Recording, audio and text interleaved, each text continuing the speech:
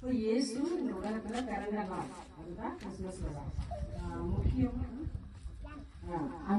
எதற்காக இயேசு இந்த உலகத்துல பிறந்தார் அப்படின்னு சொன்னாக்கா, முக்கியமா நமக்கு அதிகமா உங்களுக்கு என்ன தேவை? பணம் வேணுமா, சமாதானம் வேணுமா, இல்ல வீடு வேணுமா, வாசல் வேணுமா, என்ன வேணும்?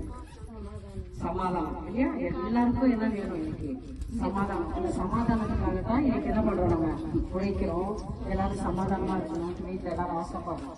அப்ப இந்த சமாதானத்தை தான் இயேசு கொண்டு வந்தார். அவர் என்ன சொல்றாருன்னா, இந்த உலகம் தர சமாதானத்தை நான் தரல, நான் தர சமாதானம் என்னுடைய சமாதானம் அப்படின்றாரு. அப்ப உலகம் கூட சமாதானம் கொடுக்குது. அதாவது ஒரு குழந்தை பிறந்துச்சு அப்படின்னாக்கா நமக்கு ஒரு சமாதானம். வீட்டுல ஒரு நல்லா சம்பளம் வாங்கி வந்துட்டாங்க அப்படின்னா நமக்கு சமாதானம் இல்லையா? அப்போ அந்த மாதிரி வீட்டுல நல்லா பொருள் வந்துச்சு, நமக்கு ஒரு சமாதானம். ஆனா அதெல்லாம் எவ்வளவு நாள் இருக்கும்? ரொம்ப நாள் இருக்குமா? நல்ல வயல்ல நல்லா விளைஞ்சிச்சு, அப்ப நம்மளுக்கு ஒரு சந்தோஷம், சமாதானம் இருக்கு அப்படின்னு நம்ம நினைக்கிறோம். ஆனா அதெல்லாம் என்ன ஆயிடுது? கொஞ்ச நாள் தான் அதெல்லாம் இல்ல, நிரந்தரம் இல்லாத ஒரு சமாதானம், நிலையில்லாத ஒரு சமாதானம்.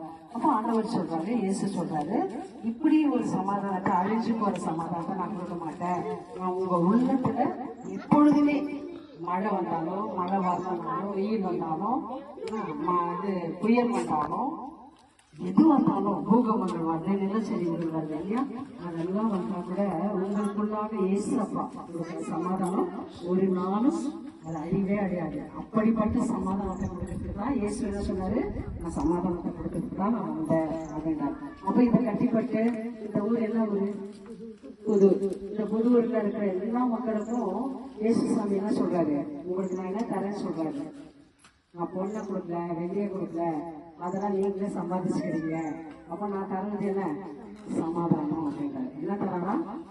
சமாதானம். அப்ப நம்ம இயேசுப்பா நமக்கு சமாதானம் கொடுத்தாதான் நம்மள என்ன பண்ணுவோம்? ஒருத்தருக்கு சமாதானமா இருக்கும். அவர் சமாதானம் தரலன்னா கொஞ்ச நேரம் சமாதானம் பண்ணிட்டு அடுத்தது நம்ம என்ன பண்ணிடணும்? சண்டை போட்டுருக்கோம் இல்லையா? அப்ப இந்த சமாதானத்தை நமக்கு கொடுக்கணும், நம்ம வீட்டுல கொடுக்கணும். நம்ம ஜெயிக்கணுமா? அப்படியே கண்களை மூடுங்க.